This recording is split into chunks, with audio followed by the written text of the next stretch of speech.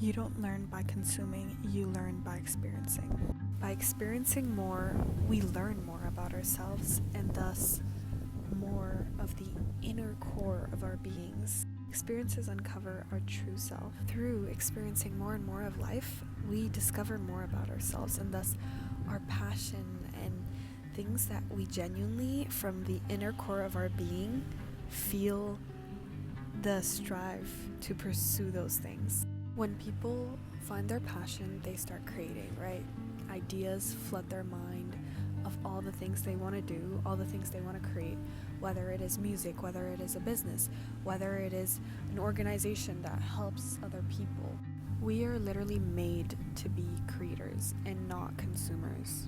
However, as we know nowadays, most people are actually over-consuming rather than creating. Overconsumption fills you up with external noise and external chaos, and thus makes it so much harder for you to actually hear your inner self. The less you create, the harder it's gonna get for you to create more. However, the more you create, the easier it's gonna be.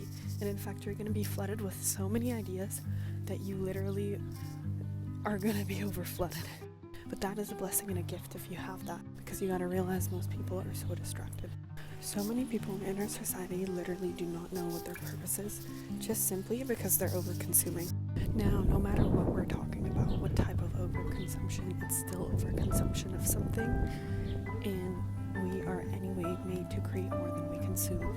But outside of the fact that it pulls you away from yourself and from your true purpose in this world, overconsumption literally has so many other negative aspects to it of how it affects your mental and physical health.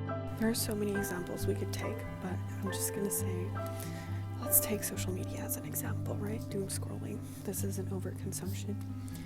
It not only affects your inner connection, but it also literally messes up your sleep schedule, and we all know how important sleep is and how many things a messed up sleeping schedule can mess up to your mental and physical health as well.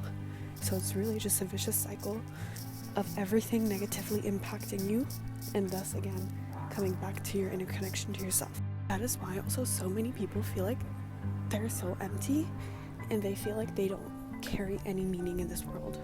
Like they feel like there's no purpose within them. Now, this was just one simple example of how it can affect you, but there are so many other studies out there explaining to you all the different negative impacts on your body. I just saw a ladybug. Look how cute. Oh my god.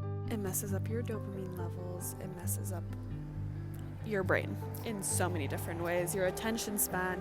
You can Google all the things. I think it's gonna scare you enough, but you'll still do it.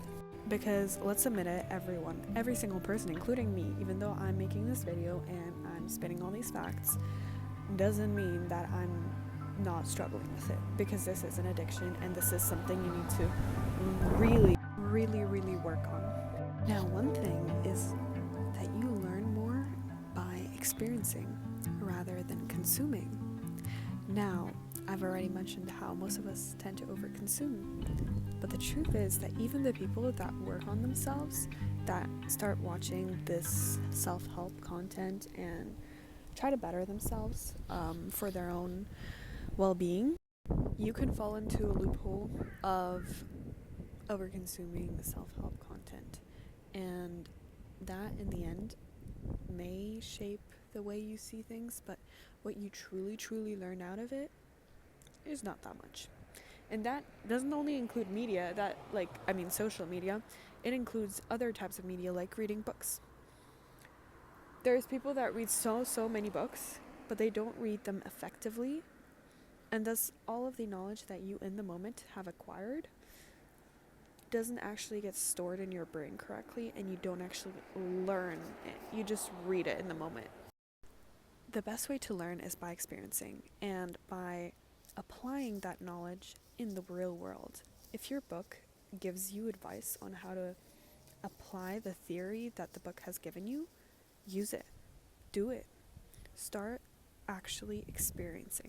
And like I said, the more you experience, the more you're gonna find out about yourself. And what interests you, what your purpose is, what you came here to do.